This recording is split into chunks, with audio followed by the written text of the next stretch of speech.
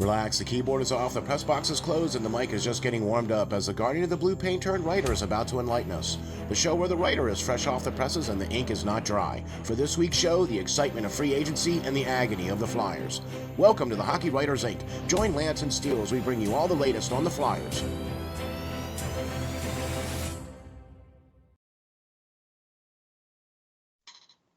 Hi, guys. Welcome back to another edition of the Hockey Writers Inc. As always, I'm your host, Lance Green.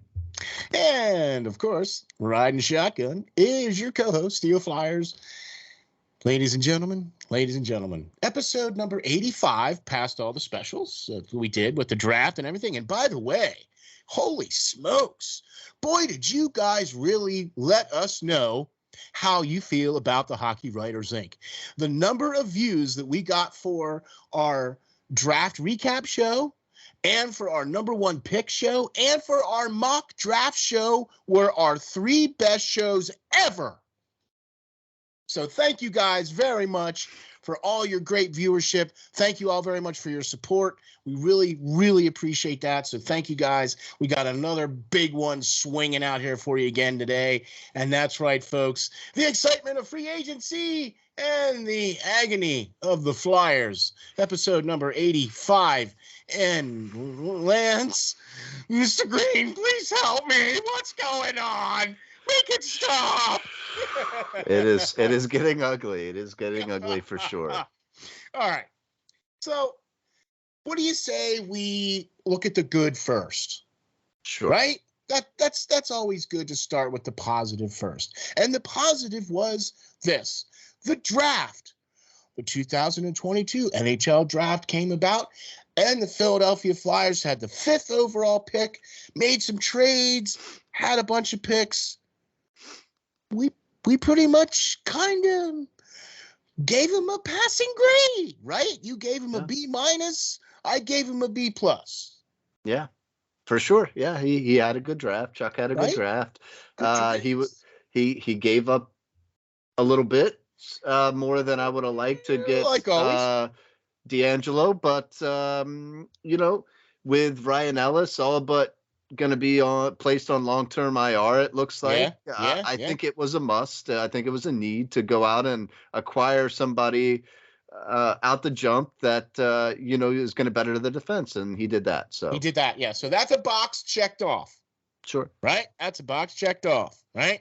So congratulations, that's a box checked off. I also believe that the 5th overall pick in Cutter Gauthier, which we both really, you wrote about him. We pretty much called it a month ago that this was probably going to be the pick that the Flyers are going to pick because he made the most sense, right? He wasn't injury prone. He has the size already. He's got the body. He's got the shot. He's got the tools.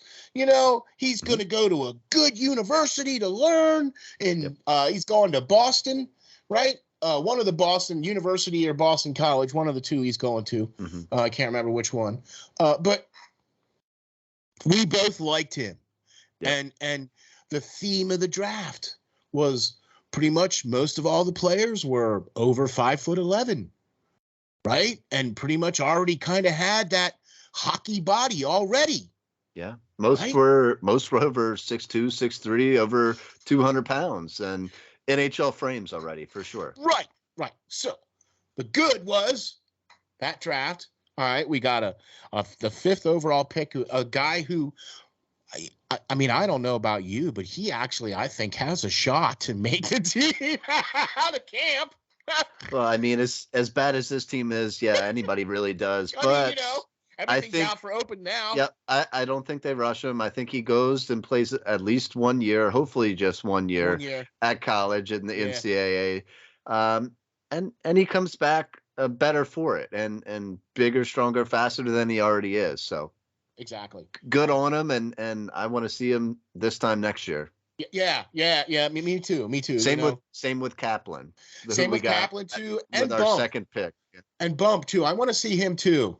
Yes, I really like Bump. That was one of the steals out of the one of the steals of the draft for sure. Yeah. And I think he's been a standout in camp as well. So I think so too. Yeah. Okay. We'll talk about that in a little bit, I guess. Right. So that's the other thing that we can talk about as well, because not only did we have a draft that went really well, I think really well for the Flyers. I mean, the Flyers, since Chuck has been here, has not necessarily drafted all that terrible. What really kind of blows me away is that he's drafted some players and then he just kind of hasn't signed them and just kind of let them go away. And you're like, well, why did you even bother drafting these guys? Yeah. You know what I mean? And that's kind of a head scratcher there too. So, but he has historically, even when he was with the Wild, has been known to draft relatively well, especially in the later rounds, which I thought he did very well this year because they didn't have a second round pick and whatever. Right. Okay. So, and he made the deal to get D'Angelo, and I thought that was, like I said, that's a checkbox checked off, right? A defenseman that could come in and take over for Ryan Ellis and be that quarterback for the power play. And all right, we're cool. The other good development camp. Okay. A lot of young players were invited to the Flyers development camp, and it's going on right now as we speak. Right. They've had a couple of practices already. It started on Monday, I believe, right? I think we're on day 4. Yeah. Yeah. Okay. Day 4. So tomorrow will be day 5, and then I think they do the harbor thing on the weekend, right? Something like that. Traditionally, they've done that harbor where they go to Inner Harbor and they do like some drills and all kinds of other trial on the aisle. Yeah, that's it. Yeah, that's whatever. it. Right. So if they're doing that again this year, that would be great. I've always thought that was something good for the team that they should have kept doing. That hasn't happened because of the COVID. So who knows? But talk to me a little bit about your thoughts about some of the camp invites, and one of those camp invites is something that we have to address. And that is the replacement for Ivan Fedotov. Right. Because sad to say, folks, that ship has sailed. Yes. Sadly. We covered that before. And as rough a situation as that is, the Flyers organization is still a business and still has to move forward. Right. And one way they can do that is by bringing in some talent that is undrafted, but possibly ready now to join the team. And one guy that they did do that for is a guy that I wrote about earlier this year when I was covering the NCAA playoffs. And his name is Yonef Peretz from Quinnipiac. And he's a 22-year-old goalie. He played 31 games this season, won 22 of them. He had a 1.17 GAA goals against average this year with a .939 save percentage. Wow, okay. How many games? In 31 games played. Wow. Hey, okay. all right. Steel, all season long during the regular season, he only let in 36 goals in 31 games. Yeah, all right. All right. This kid is... I mean, he's 22, though. Yes, he's 22. I mean, perfect age, really, if you think about it, to really start there. He's not 18-year-old kid that you just drafted. He's a 22-year-old that is shined in the NCAA against some of the biggest teams and really took it to the next level this year. Amazing goaltender. I'm, like I said before in so many shows, I'm an old goaltender. I coach goaltending to the youth and everything like that. Goalie pads behind him. Right. So this is a guy that is sound. Yeah. I see absolutely no holes in his game. I'm going to tell you something, Lance. When you sent me the text with this guy's name, right? So, and I went and I looked him up.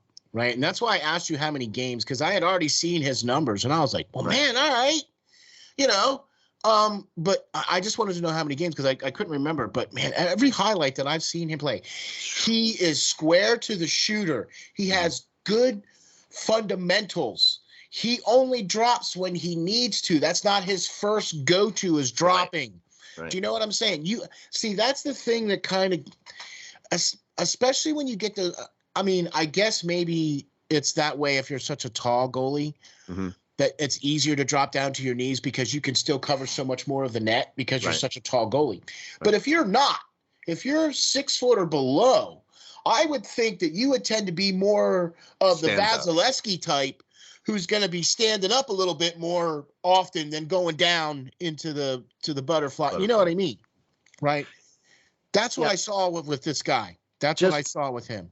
Just sound. He does everything technically sound. Every movement, every, cross crease pattern is just sound. Stops amazingly at the point he's supposed to stop, square to the shooter, like you said. Everything. The Flyers would be wise to not let this kid leave camp and sign him now.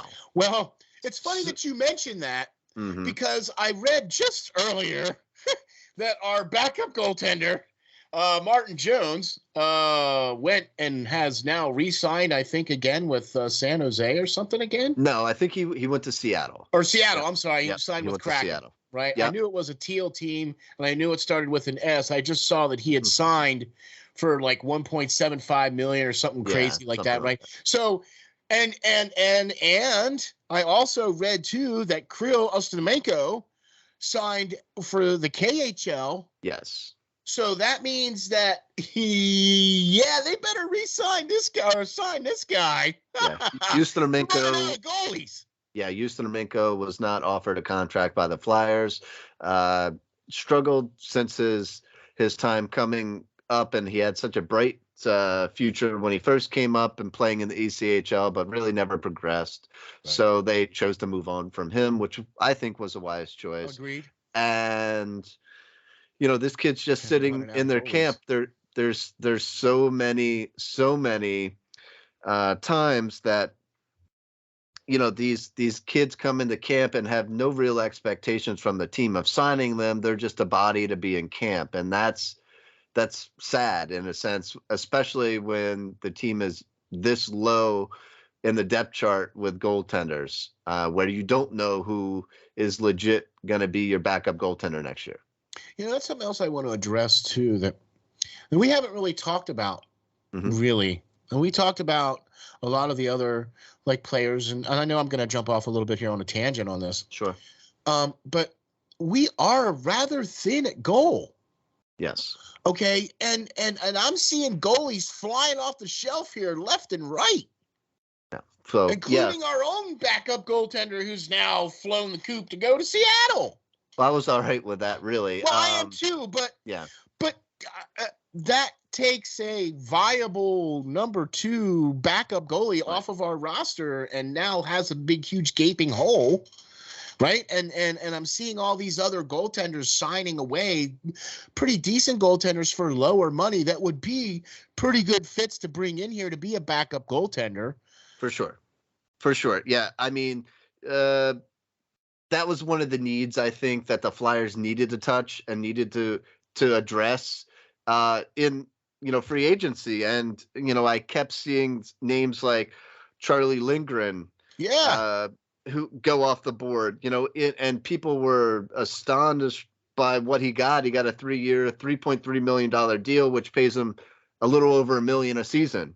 That's great for a backup goalie, especially when he played 5 games in the NHL last season, won all 5 of them, and had a near 9.6 save percentage, 96% of his shots he stopped in those 5 games. Now he's a cap. You saw Samsonov, who was a cap, go to Toronto. A former first-round pick, go to Toronto for just $1.8 million. And I think he would be a great. Seriously, he still won 23 games last year. Yeah, and just so many people that, excuse me, so many people that the Flyers could have signed and should have spent their time signing or trying to sign, and they didn't. Instead, they did sign one goaltender. All right, and good old Chuck thinks that this guy is actually going to compete for the backup role to Carter Hart this year. And his name is Troy Grosneck. Now, if you've heard of that name before, he's a 32-year-old goaltender that spent most of his career playing in the AHL. In fact, he only has 4 NHL games to his credit. All right. That's sad. This guy's going to be expected, especially with the instability and the being unsure of the goaltender that we thought was Carter Hart. The past 2 seasons, he has not been the Carter Hart we thought he was. No. And to not have a solid backup going into this, and he's going to act with Chuck Fletcher's mindset here to actually think that this guy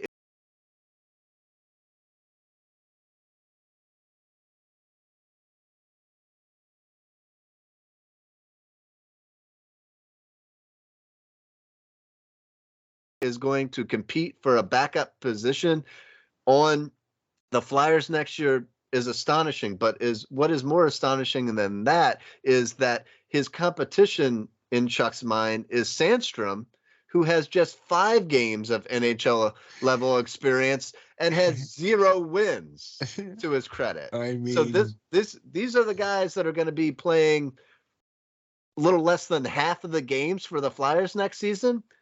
I think if Fletcher just wanted to tank the season, then he should have came out and basically said that, hey, we're going to just plan to play youth and stick with our young guys and see what they can develop into this season. Say that then rather than we're going swinging for the fences with an aggressive retool and then wind up with what we wound up with, which we'll get into here in a little bit. Because what we wound up with is not exactly what quote unquote was said by quote unquote. But let's get back on topic. Let's get back on topic. We were talking about the developmental camps, right? Yeah. So, give me your thoughts. We did talk about the replacement for Ivan.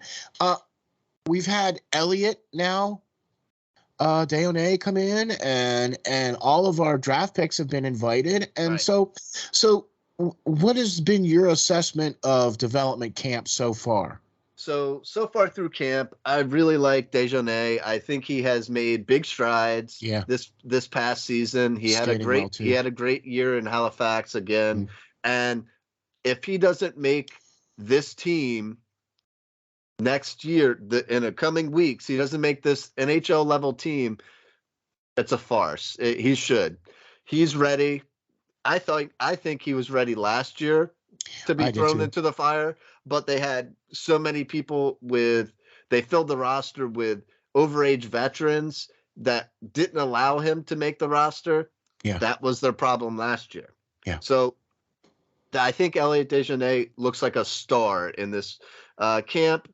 Of course, Cutter stands out. Kaplan looks great. Bump looks well beyond what I thought he was. Yeah, buddy. He is exciting to watch on that ice surface. I saw him score a couple of goals. And just really, really excited for him. I think that this is probably going to be the steal of the Flyers draft this year, being that where they selected him at. And isn't he another one going to Boston type university for the NCAA, I believe, too? Yep, I believe he's going up there to Boston somewhere, one of them schools. Not the same school as Cutter Gauthier, which is why I get the confusion there. One of them's going to Boston College. The other one's going to BU. One's going to BU, Boston University. Mm-hmm. Either way, okay, we've got a Boston connection up there with our good buddy, Johnny Off the Wall Hockey. Mm-hmm. All right. And he watches them universities closely, okay? And I'm here to tell you, those are no slouch universities. That is serious NCAA competition. Yeah. That is serious. I mean, that bean pot should be interesting this year. Sure. Yes, because that's the two teams that play in the bean pot. So yeah, I'm with you on that. All right. So camp is going well, right? Right. Cool. That's the good. Right? We got some good things happening in camp, right? We got some good things going on with, they made some trades and during the draft, and the draft went really well. And then the other day, the free agent market opened up, and Chuck and company were sitting there, and they went out to try to make this team better and re-signed, wait for it, Justin Braun. Are you kidding? Yeah. Well, to even better that. I'm sorry. Wait a minute. Hold on a second. That's like taking the knife and just turning it right to yourself and, oh, wait, hold on. Yeah, keep going. Yeah, all right, keep going. Okay. All right, I'm done. Well, to do that, they had to buy out Lindblom. I mean, wait. No! Can we please stop this crazy thing? I need to get off. Yeah. But I mean, to buy out one catastrophe at a time. Right. So, Justin Braun, a 35-year-old defenseman. We've addressed our feelings of him as the years have gone by, but somehow he keeps coming back. He's the reoccurring nightmare that never goes away. We thought we got rid of him, but he keeps coming back. So, in all actuality, what do I think of him? Well, if they actually use him this season as what he is, a third pairing defenseman, then that's fine. Although I'd rather still see the kids come up and play with a Tard and everything like that playing, but give it a chance. Yeah.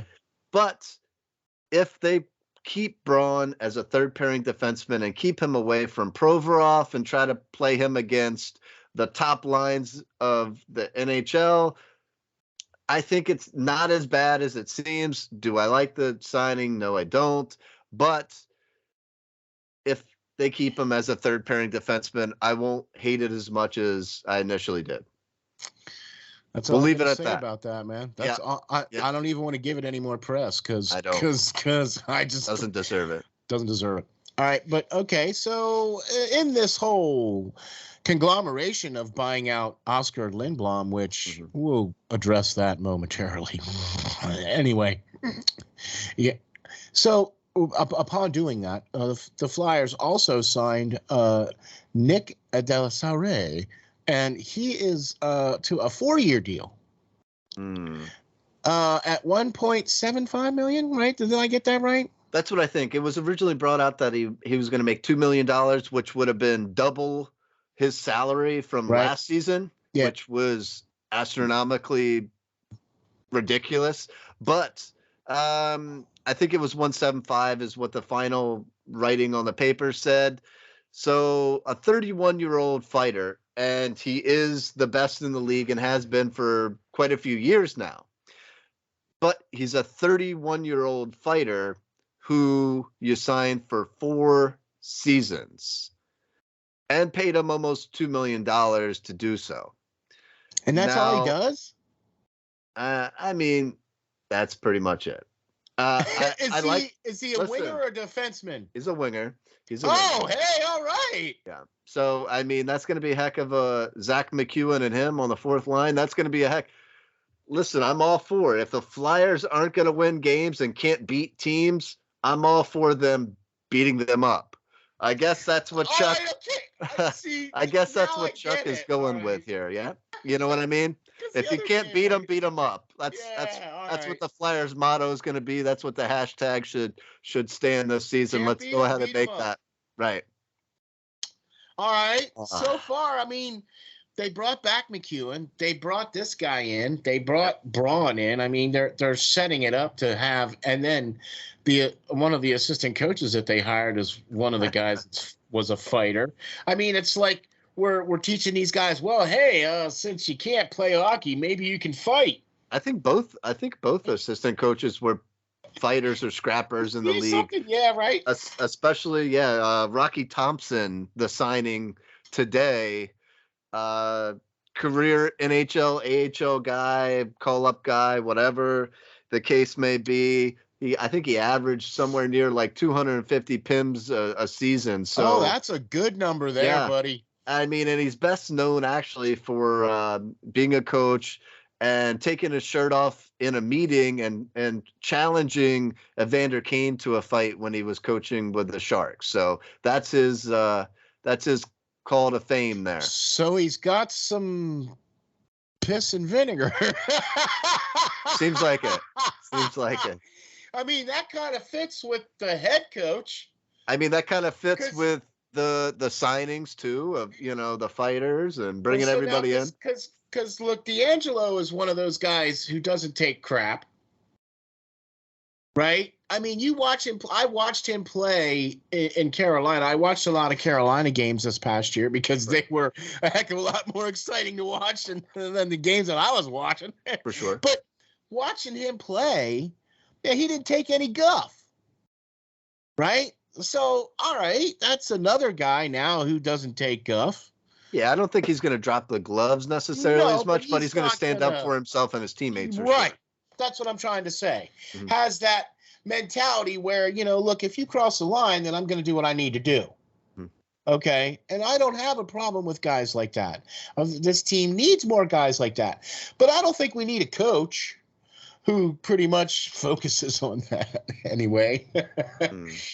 All right, so what's he going to coach? This Rocky Thompson that we signed today. What's he going to coach? In years past, I think it was the power play. So no better way. No better. Well known for power play, and let's put him in charge of the power. Yeah, I mean, the guy is known for barely being able to skate and getting out there and dropping the gloves, but let's have him run the power play and be in charge for the Flyers. Yeah, scoring goals. Yeah, that makes sense. Right. Yeah. Okay. Instead of getting a guy that used to score goals for a living. Yeah. Yeah. Yeah. All right. Okay. Are you guys starting to see? I mean, are the bubbles starting to stack up a little bit? I mean, it can't be this obvious, right? Yeah. Lance, listen, I've watched a lot of hockey over the years, okay? And I've watched the Philadelphia Flyers since 1993, okay? And I remember, and it wasn't that long ago, and I remember when the team was consistently up there with number of guys that had 20 goals. And some of the lowest goals against and some of the highest goals per average on a game. And making it to the second and third rounds of the playoffs. Like, I felt like that was that was every spring I would go to camp. And my vacation was Memorial Day. And if it didn't involve Flyers hockey, I mean, when I got married, okay, it was 2010. And hockey was being played when I got married. And I got married mid-April, right? Because Flyers were in the playoffs. You get what I'm saying, right? So for me, every year almost for 28 of the 40-odd years I've been watching the team, or however long it is, they've been in the playoffs. They were relevant. They had good, decent, solid, steady players. They had good coaches. They had good goalies. I see that for every team now, except for the Flyers. I mean, even for the bad teams like Arizona, even Arizona has an identity. It's a crappy one, but they still got one. Flyers don't have that. Haven't had that in 15 years. It can't be the only one seeing this, man, right? Yeah, it's a sad state of affair for sure. I really don't know where Chuck's direction is, and I don't even know if it's going to matter that much longer after the owner came out and said at the end of last season that the checkbook was going to be open, even though it's a salary cap error. The checkbook is going to be open and no price is going to be too big to go out and get who we need to get. And I guess that was a 35-year-old defenseman in Justin Braun. I mean, that was a big score, right? Okay, so this is what kills me, right? So you knew you had to swing for the fences, but you didn't have any of the tools to do it. So the best thing that you could possibly do was move as much as you could to build as much cap space as you could from the time you knew about this, which was way before last year. Mm-hmm. Right. And yet all you did was constantly make it worse, constantly make it worse, make it worse, make it worse. Now you're at a point now where you can't do anything because you have no room. Right. And the moves that you continue to make by not getting rid of JVR, by getting rid of Oscar Lindblom, who, let's face it, is pretty much low-hanging fruit, to be honest with you, when it comes to his money. You know what I mean? After you signed D'Angelo to his big extension, and then you went out and signed this fighter guy in Nick, Delasares. You still haven't addressed the backup goaltending situation, right? We still don't necessarily have all the pieces that we're supposed to have. Right. You know what I mean? So let's break this down. What we needed, in my mind, was a legit star. If Chuck Fletcher wanted to have an aggressive retool, like he said, right? Okay, that's one. Based off of what he said. A backup goalie needed to happen. It didn't. And some possible center depth. As we talked before, I don't think that Couturier's health and Hayes' health over the last couple of seasons have been great. They missed a lot of time. Count on that for all 82 games. And you can't count on Morgan Frost, in my mind, to be a legit center option because he's done nothing since being drafted, in my mind. So what did the team do? They bought out Oscar Lindblom. Okay, this is in my sense. I didn't hate this choice. Okay. And I said it for a long time. I didn't think that the team should have went out and re-signed Oscar Lindblom to such a big deal without any proof that he was going to be able to come back from his battle with cancer. Yeah. Good on him. That he was able to come back and play again, because that was a horrendous type of cancer that he had. Yeah. He beat it. He came back, but the Flyers should have gave him a prove-it type deal. A bridge deal. Until he could prove that he was going to be the player that he was before he got cancer. Yeah. And they didn't. They signed him to $3 million, and he didn't really deserve that big a number. Expectations were at that number. Right, because he had one pretty decent season. He had cancer. He had to come back. Obviously, he lost a lot of weight, a lot of muscle mass, and all that stuff. But he should have been signed to a lower number, and it hurt the team financially. They acted out of their heart and out of the concern for him and all that, and wanted to do right by him, which is admirable, right? But not in a business sense. It wasn't. Right. Okay. So moving on, they moved on from Oscar.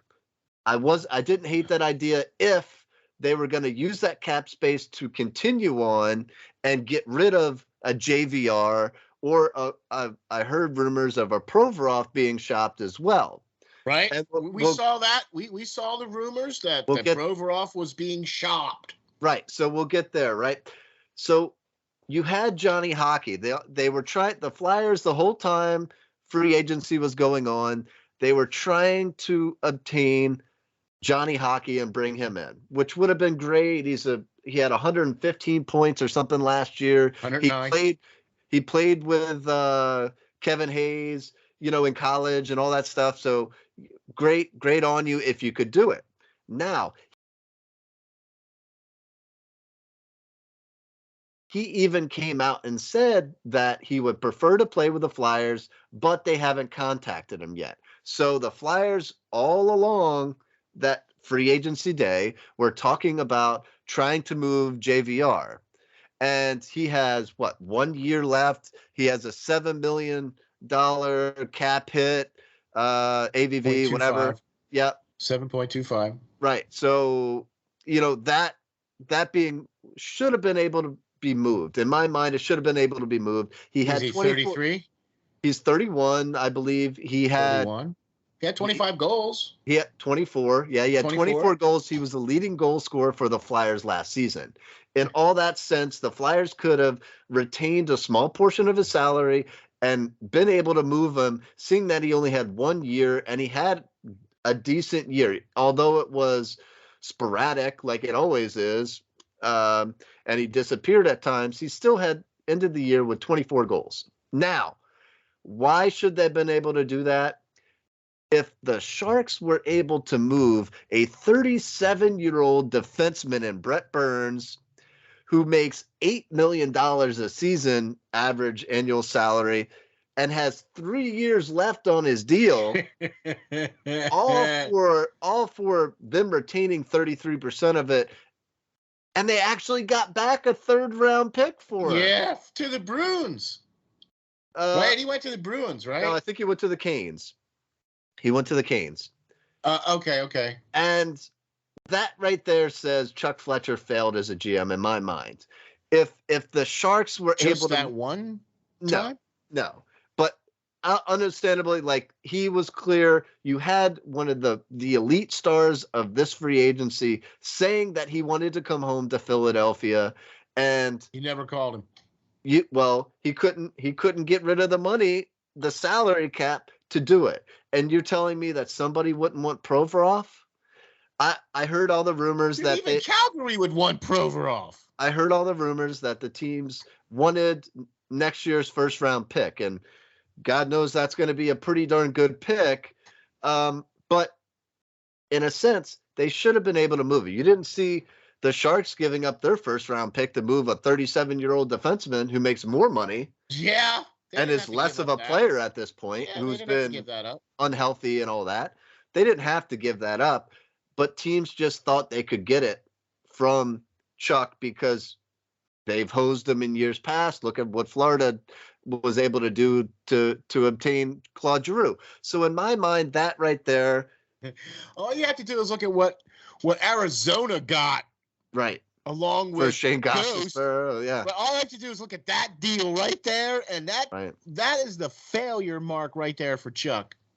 Yeah. Because that was a joke. So in all that sense and all that time spent trying to shed salary to obtain Johnny Gaudreau, the Flyers missed out on a ton of players that they could have brought in, lesser players, but good role players that they could have brought in for far less salary. All right. We're looking at, we already mentioned Charlie Lindgren, who could have been a backup goalie. I mean, even Thomas Greiss. Like, I would have taken Thomas Greiss. I don't really like him, but at this point, you don't have. That's what I'm talking about. You don't have anybody else. You don't have anybody else. They could have got John Ruda, who was a defenseman, a right-hand shot from Tampa Bay, who's won 2 Stanley Cups and been in 3 straight finals. I mean, they could have even gotten Ian Cole. Right, Ian Cole. Ian Cole signed with Tampa Bay. I think he's chasing a cup, but they got him. Tampa Bay got him, a 2-time Stanley Cup champion, for $3 million. Ruda went for $275. We already talked about Samsonov, the goalie, but in my mind, the Blackhawks got Max Domi. I really like Max Domi. They signed him for $3 million, but he's that gritty type forward that can play center. He can play wing. He's had 20-goal seasons in the past. You know, if you're going to take chances, why not trade for a 25-year-old Pavel Zacha, who Jersey got rid of to try to push for Johnny Hockey, in a sense. Yeah. And the Bruins got him for Eric Holla, a 31-year-old winger that's, getting towards being past his prime. Pavel Zacha would have been a great addition, and he only makes like $2 million.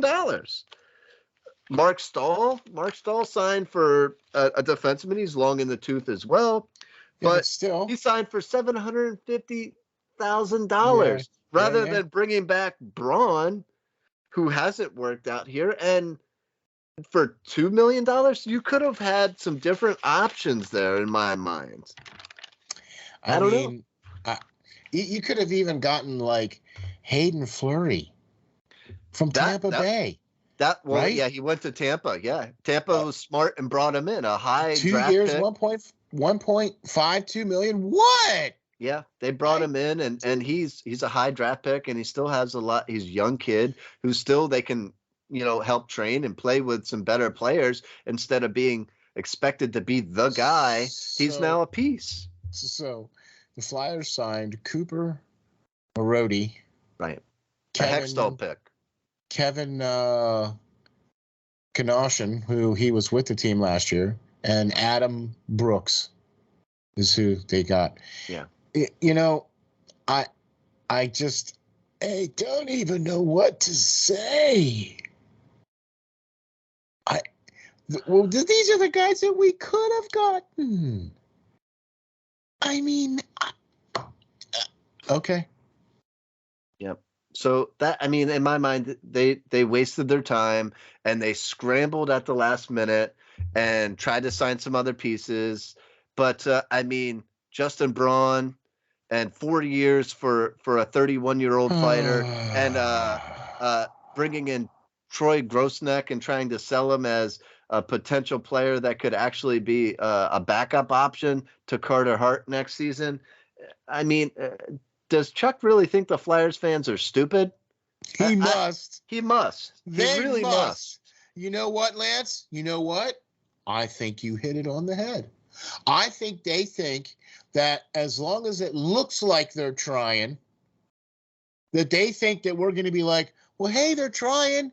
It's like they're still doing what they've always done. They brought in just enough to say, hey, look, they're trying. Because, okay, John Tortorella is a coach, and everybody's like, all right, that's a good thing. Check that box off.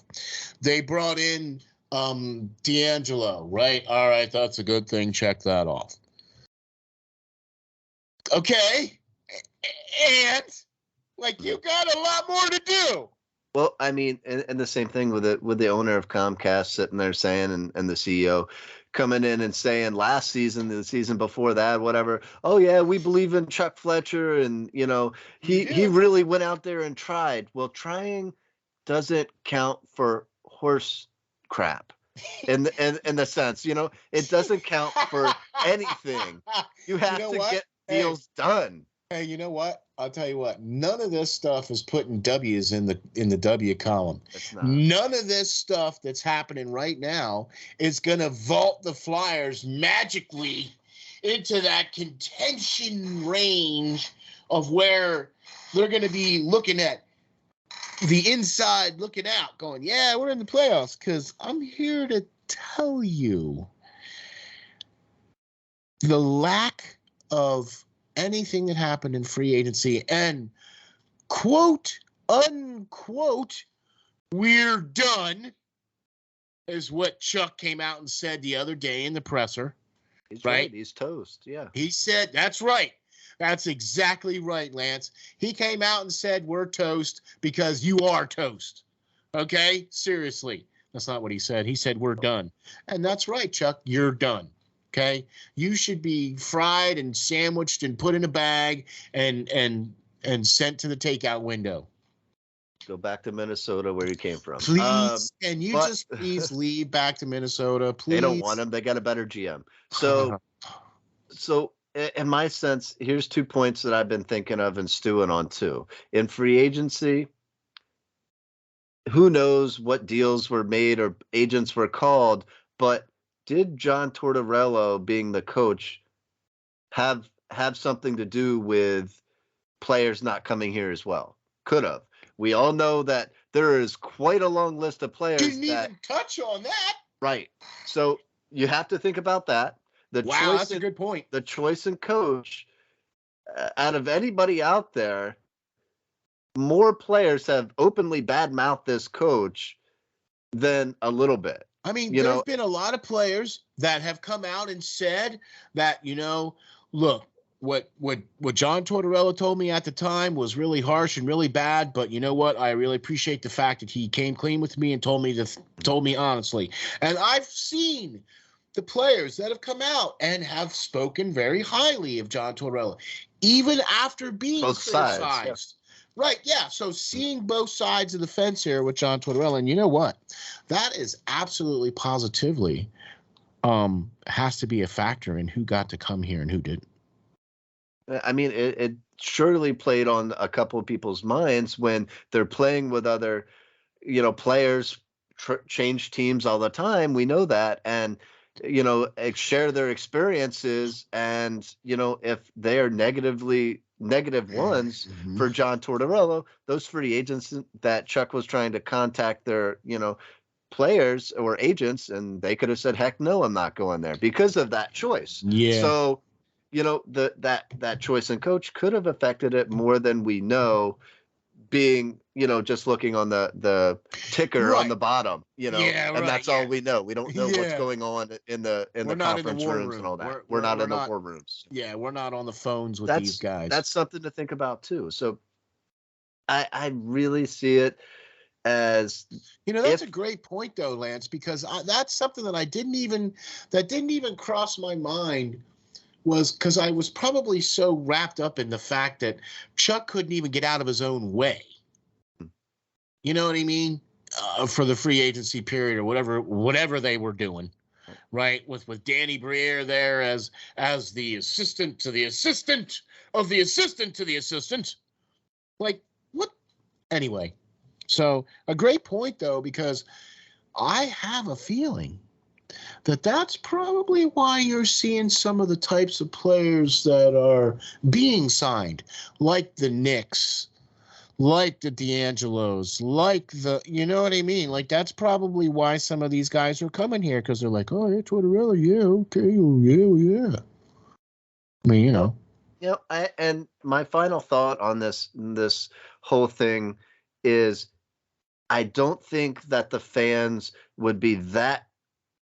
Obviously, everybody doesn't really like Chuck at this point. His time is at the end. Like, okay, whatever. December. Yeah. So, but if the Flyers went a different route, and if he was just honest with the fans and not thinking that they were stupid in a sense, and just came out and said that, hey, like I said earlier, we're going to play the young kids. We're going to tank, without saying that. We're going to tank for a couple of years, and we're going to go out and get a couple of top 5 draft picks and really rebuild this team with youth and really give it a couple of years, and we're going to come back and we're going to be contenders once again. If they just came out and said that, were honest with the fans, I don't think that they would be at this point. I think they would have accepted it, and I think that they would realize that this is what it's going to take to really get back into it. Yeah, because if you say that now, it's falling on deaf ears. Right. Because you should have said that from the beginning. Yeah. Now it just looks like you went out there and you purposely tried your hardest and failed.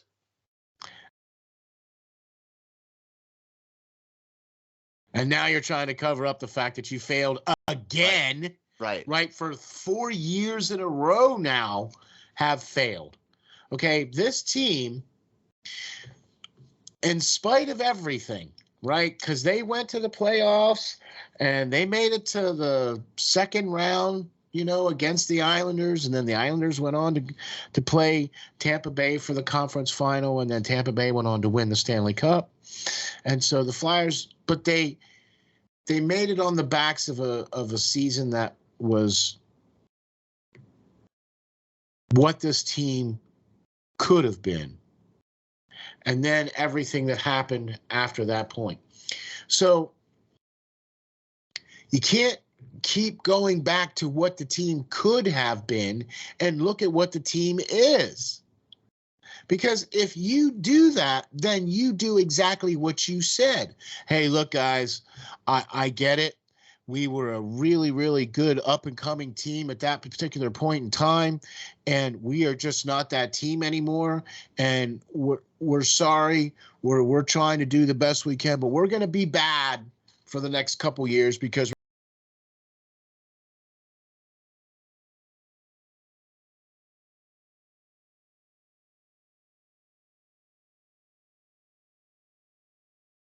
We're going to be playing the kids, and we're going to be trying to get draft picks. And I'm with you. If they would have just came out and said 3 years ago or 2 years ago after they made it to the playoffs that year, right? The following year was the big COVID year and the big delay and all that other stuff. And I'm not trying to say that wasn't an effect on the team, because it clearly was, because that's not the same team anymore. It's not the same people there anymore. It's not even the same coaching staff anymore. Do you know what I mean?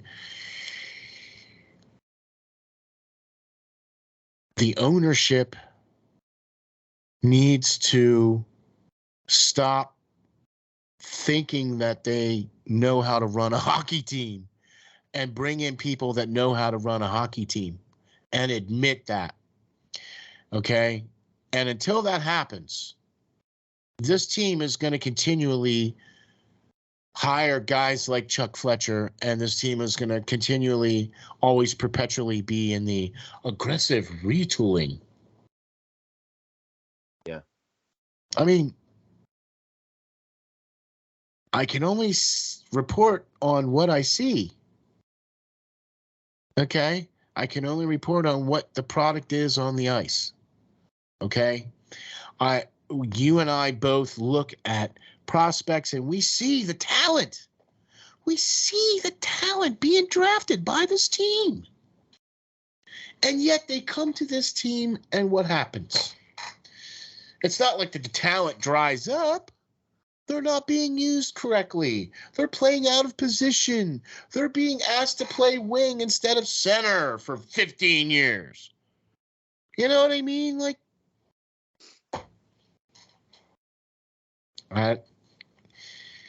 it's frustrating time to be I got a Flyers question. fan, for sure. Who's going to be the coach of the Phantoms next year? Do we know that yet? Probably go back into the nepotism world and draft or sign somebody that is from the Flyers past. So we're in development camp. Not that they should do that, but that's what we're at development camp, right? We've had the draft. We don't have a minor league coach, do we? Because they specifically said that Ian LaPerriere was not going to be back, right? Yeah. So who's the coach? Who's running development camp? Who is running development camp? Usually development camp's not really run by any of the coaches per se, but yeah, it's all developmental, whatever. But usually the lower leagues, AHL coach and stuff is at least there. Who knows? I don't know. I don't know. I'm so confused with this team. It is frustrating to watch. I don't know. I'm scared, Lance. I'm scared. Because it's July. Now I get it. We're still technically August, September. I mean, let's say we're 2 months out from anything that means anything, because that's 2 months until the start of training camp.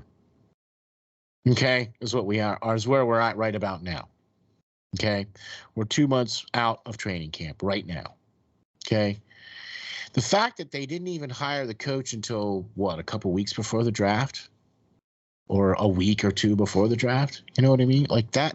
And I get that the coach doesn't necessarily have a lot to do with the draft, but you would think maybe they would have something to do with the draft. If they're running a system, then you would want to try to get players that are going to fit into that system, maybe.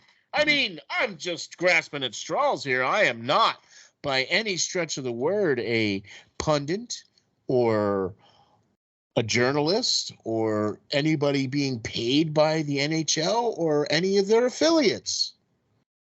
Okay, so I see what I see. I don't like what I see. It's looking bad, man. It's looking really bad.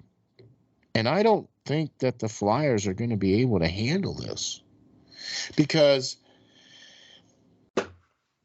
if by, say, December, the team is losing record, which we pretty much think it's going to be, and what do you think's going to happen? Do you think ownership is going to cut ties with Chuck in December? Gotta hope so. I mean, if they are already standing behind him like they are, I don't see him going anywhere anytime soon.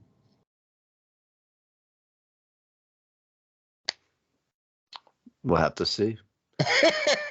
20 games and 2 or 3 wins in those first 20 games, a lot can change. And especially if ownership sees the kind of attendance that they've seen in this past season, I don't think that's gonna fly. So if they're not raking money in somewhere, whether it be ticket sales, concessions, or jersey, whatever, apparel sales, then something's going to change because it's going to start hitting them in the pocket. So let me ask you this question, Lance. If we could roll the magic 8 ball right now, and there would be one thing that we could do to make this team right. I mean, there's probably 100 things that need to be done. Let's just say, what's the first 3 things you do to help make this team a better team? Not just tomorrow and not just this season. I'm talking about a team that is good for the foreseeable future. I'm not asking for Stanley Cups every year because that's unrealistic. Mm-hmm.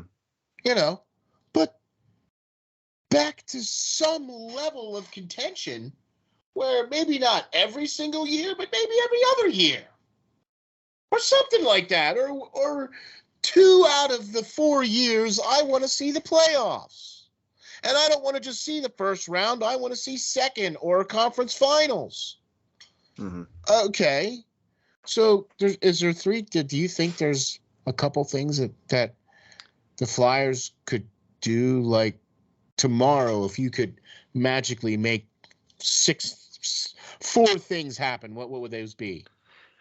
I mean, it would be easy to say, I would want the ownership to sell the team and to a private entity, a person who actually cares about the team, but that's not going to happen.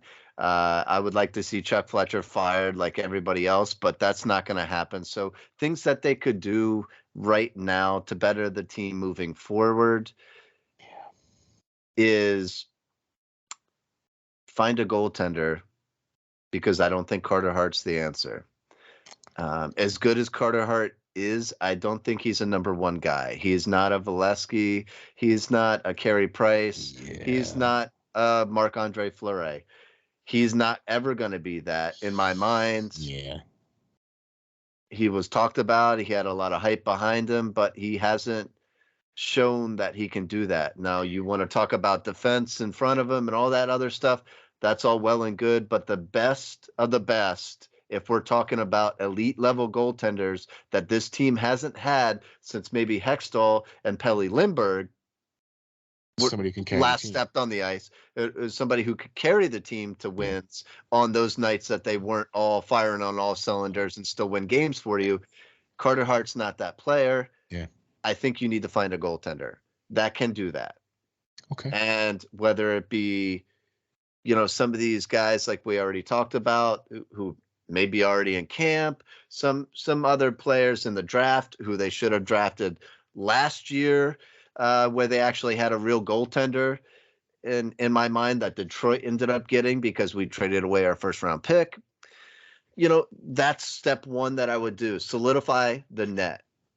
Okay. Second off, I would get the prospects in, and I wrote about this before. I would get a good AHL coach that is amazing at developing talent. I don't care if they win, lose, or draw in the AHL. I want them to develop the players in-house. I want our best prospects to be signed like they are in LA and other teams in-house the best players available. That doesn't mean that just because a guy played for the Flyers for 10 seasons or whatever and was once a good player, that doesn't mean that you give them these developmental coaches jobs either. I want to see good developmental people out there, coaches, actual coaches. Shel Samuelson needs to go in my mind. He's ruined way too many defensemen coming up through the ranks. I want to see good player development coaches and AHL coaches, ECHL coaches. I think they had a great one in Reading, but that's few and far between players that come out of ECHL. What's really funny is that the coach in Reading went to go coach the Dubuque Fighting Saints. I mean, what does that tell you? Go figure, because that's a good team. That's right. And this is what we need. Good goaltending, good player development that is going to be able to have the prospects, their own prospects in-house, ready to call up and right up the road in a sense, and bring them in. All right. Yeah. I think that is a quality start, and I think they need to get back to physicality. And I think maybe, just maybe, that they are starting to do that or thinking that with this year's draft. I think they drafted some players with size, and I think they drafted some skilled players at the same time, in the same person. Some skilled players with size that can play the physical game. Because if you watch the playoffs, every single time somebody was along the boards, the good teams that are in contention, true contention, finish their checks. They take the body, they finish their checks, they knock the people off the puck to regain control of the puck. Or knock them down. Right. Knock them totally on their butts so that they're out of the play completely. Exactly. And the Flyers, besides a handful, Zach McEwen and, a handful of players. I bet you this Nick guy finishes checks. I bet he does. I bet he does.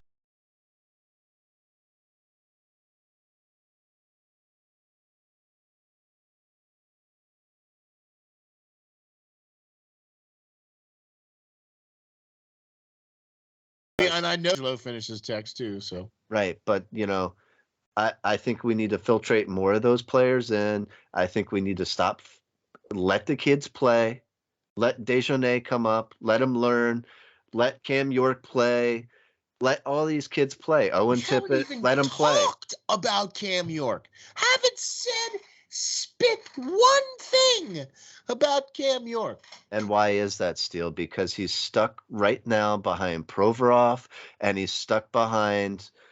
Stuck? Yeah, what do you mean stuck? He's stuck. He's a third pairing defenseman right now. I thought that's what I thought that's what they brought Braun in for. Travis Sanheim. He plays the left side. Braun plays the right side. So you have two. So you're going to make him play out of position again. Exactly. They did this season. They tried playing him on the right hand side. Oh gosh. He's a 20-year-old kid trying to play the offside. The offside, instead of asking your true professional in Provorov to play the offside. Yeah. You have a kid that is just trying to make a name for himself in the league play the wrong side, and that needs to stop. That needs to stop. Talking about right now, Cam York is buried by Provorov, and he's buried by Sanheim, and that's why one of those two need to move. If you believe, well, he plays the right side. He doesn't. I'm not even mad at him. He plays the right side. So I'm talking about left-hand shot guys. Yeah, I know. And he's buried behind those two. Yeah. If you truly think that he's the answer and he's going to be your guy in the future, you need to move on from Provorov, because Provorov isn't a number one guy. He's a pretty decent number two. He should still be playing on the first pair. I don't think we should move on from Provorov. I think we need to move on from Sanheim. Well, I would much rather have Provorov than Sanheim all day long. Right. But you're also paying Provorov first pairing money. Okay, and that's the problem. Like I said, I would much rather have Provorov than Sanheim, but I would also do this with Provorov, is limit his minutes. He wouldn't be playing 25, 26, 27 minutes a game. He would be playing more like 18 or 20. He would not be on the power play, period. Right. End of story. Right. Look, the guy's a liability. Why keep putting him out there? Because he's a liability, and he's our number one defenseman. Okay, he might be your number one defenseman, but he's no good at the power play. So why is he still out there? Because in true Flyer fashion, they treat him just as they've treated Kimmo Timonen. They treat him just like Desjardins. They treat him just like Mark Howe before him. Bring in one guy and run him into the ground. They keep run him into the ground or whipping that horse until he collapses. I mean, seriously, you this is what we're talking about. This is the kind of stuff that we're talking about. How is it that you get, and I'm going to keep going back to this reference until he's either no longer on the team or whatever the case is, but you took a guy like Sean Couturier, and he was back before even AV. Right? This was still with Craig Berube or even back with Laviolette, right? Didn't he get drafted when Laviolette was coaching? I can't remember, right? There's so many freaking coaches. But ever since Couturier's been drafted, dude was lighting it up in juniors. 90-some points. And you turn him into a Selke winner. Which, look, I'm not complaining that he's a Selke winner, but he was a guy. This is what I'm on about, prattling on about this and driving this home, is that the Flyers don't know how to develop players, or they do a very bad job of it, because Couturier, a great offensive threat, a great offensive power, they turned him into a defensive forward who went to Selke. I mean, but he did play. They turned him into that, yes, but they did give him the opportunity to play on the top line last season. And where he should have been more of an offensive threat. That's what I'm talking about. Last season, he was finally playing on the top line on a constant, regular basis. And what are you doing?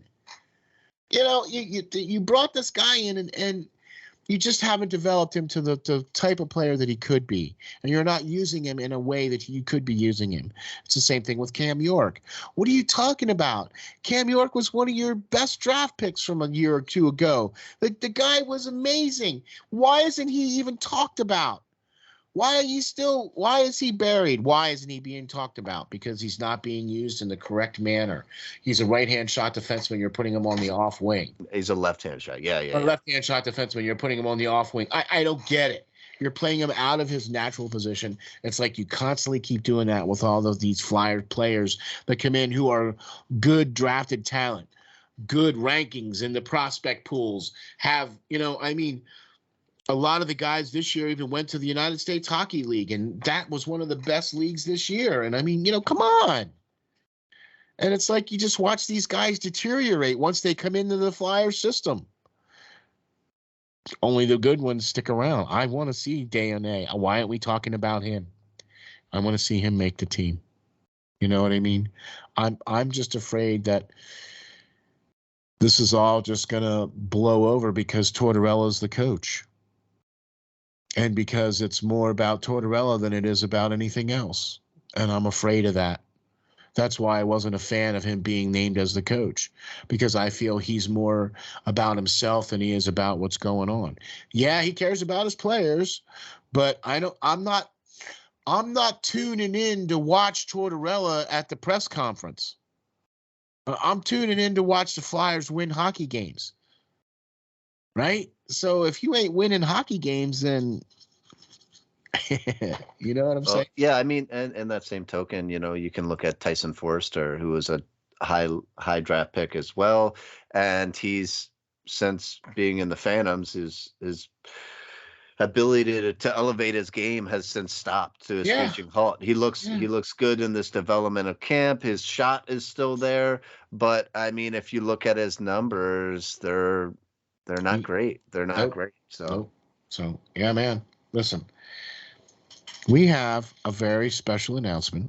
We are going to be bringing a very special guest for next week because, well, we can't be the only ones wallowing in this.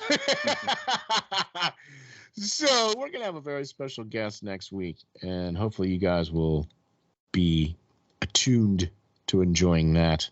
I'm pretty sure you guys will, because I know we will, right? Because we always enjoy when we bring special guests in. So, Lance, I got to tell you something, buddy.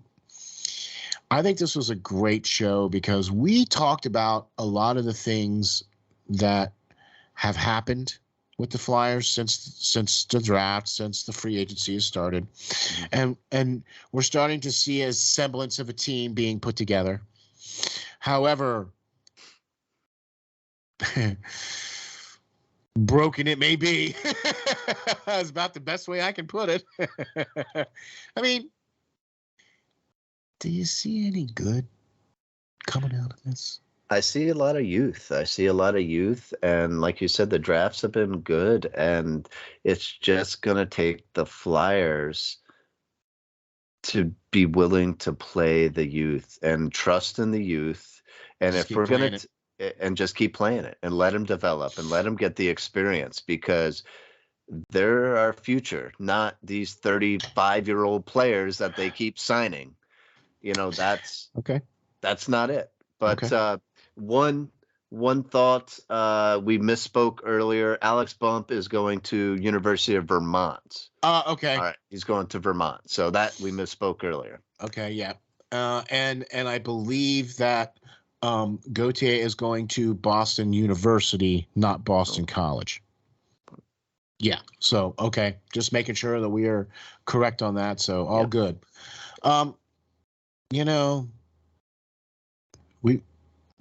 What we could have had, what we should have had, what's going on, what's happening, some good things, some not so good things. I'm just still not getting any warm fuzzies. Are you? I like the youth. I like the stock that's in the cupboard besides goaltending. That's signed. I really like some of these kids that have been drafted the past couple of years. We just need somebody to come in and actually teach these players and get them to the NHL level. Do you think Tortorella's that guy? You think Tortorella's that guy? He's better than the Mike Yeo, but okay, well, gosh, man, the splinters on the bench were better than Mike Yeo. Yeah, so we'll see.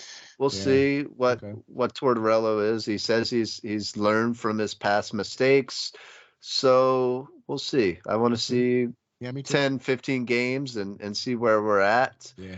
I have an idea where we're going to be at, and it's not pretty, but all right.